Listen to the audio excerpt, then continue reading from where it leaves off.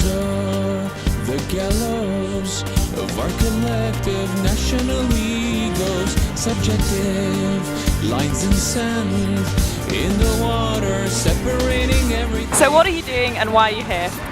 Well, we're here today to protest against the sponsorship of the Wildlife Hub of the Year exhibition, which is on here at Science Oxford, by a very nasty multinational company called Veolia, who, amongst other things, have won a number of contracts to, A, deal with rubbish from illegal settlements in the West Bank, so that's Palestinian land, and to then dump that rubbish, sewage and stuff, on Palestinian land where Palestinians are actually living. One of the other things they do is run transport, like trains and buses and stuff, and they've been involved in the building of the new light rail across Jerusalem, which basically connects up Israeli West Jerusalem with illegal settlements in the West Bank and in East Jerusalem, and that light rail is illegal under international law.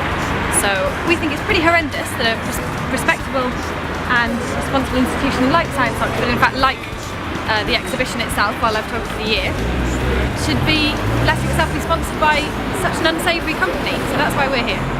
No, it's not about brazen publicity, corporatocracy, what a hypocrisy, aristocracy versus democracy, theories that cause them separations, met with illicit conversations, procured by constant condemnation, national blood tainted persuasion.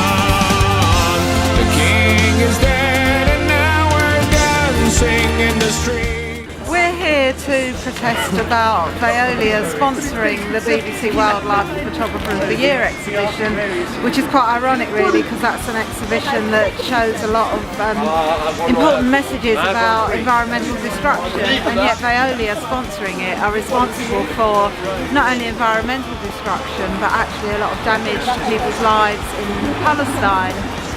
Because they have a lot of contracts with the Israeli government, which actually takes land from the Palestinians and damages land and takes water supplies. For example, they've had a contract to build a light railway which connects Jerusalem with the illegal Israeli settlements in the Palestinian West Bank. And this has made transport even more difficult for Palestinians than it already is. The Palestinians have no access to these railway links, and they can't actually get around the West Bank, and they're not allowed from the West Bank into Jerusalem. So all the while it's being made easier for the Israelis by Veolia, life gets more and more difficult for the Palestinians.